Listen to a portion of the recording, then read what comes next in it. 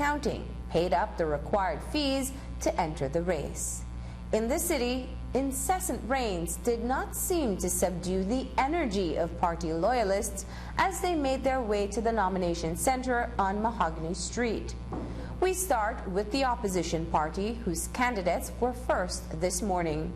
News 5's Isani Caetano reports. The crush of supporters, a procession of blue and white umbrellas, interspersed with drenched blue T-shirts, made its way along Mahogany Street en route to the Charles Bartlett Hyde building. Inclement weather aside, stalwarts of the opposition People's United Party came out this morning en masse as standard bearers as well as incumbent-era representatives proceeded towards Complex. There, a total of 10 politicians, a combination of young and old, seasoned and novice, would offer themselves for candidacy in the various electoral districts across the city. It feels good. It feels good. Showers of blessing. We feel good about it. The campaign has been going very well across the country, so we feel very good. We feel very spirited and very proud of our candidates getting nominated today. There's a sense of history for us here today. We believe we are on the verge of forming the government of Belize. So there are a lot of emotions flowing, certainly through me. Those heightened feelings were, in a sense, equally spread among candidates and supporters of the P.U.P. Admittedly, the nomination process is only but a formality in the open political race to Independence Hill. Victory at the polls on November 4th will determine who makes it into the House of Representatives. It's been fun. We haven't contested an election since 2008 personally, and so it's been an uplifting experience. It's been rather gratifying, rather fun in a lot of spots, but very troubling in a lot of others too, because our people are really suffering, really doing bad in a lots of areas where you wouldn't expect that to be the case after the government had $300 million from Petrocaribe, $500,000 in oil revenues.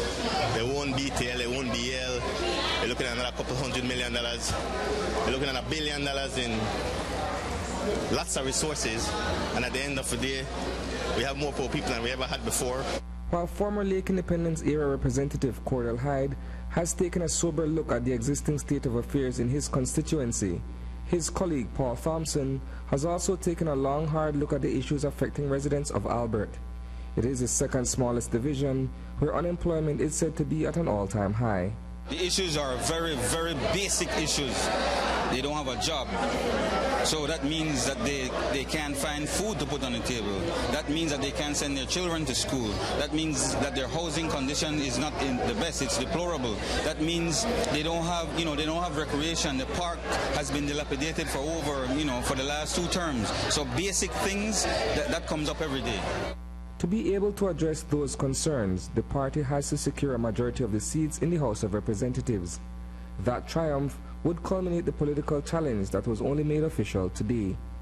Well, we had a massive mobilization going on countrywide, really. I've been trying to coordinate with Corozal to Toledo, and especially here in Belize City. And I think we had a great turnout, despite the weather, despite the downpour. I think that the people turned out and they showed the real energy and support for the party. In terms of the resources you guys are working with, in terms of this type of a mobilization and being able to bring supporters out from different pockets of Belize City in this particular instance, what are you guys working with in terms of the availability of those resources? Well, since the election was called, we've been working together to put together a budget that would be working for nomination day, working for the campaign up to election day, and of course election day. We've been in opposition 7 years, so we've learned to work in lean times. So I think that we have a good budget, we have a working budget, and we have enough to sustain us right through and on election day. That should see them, if they can effectively market their campaign and subsequently bring out supporters to the polls, return to office. The ruling United Democratic Party, however, is as formidable a political opponent than it ever has been. We do believe that Mr. Barrow has been a divisive leader for our country.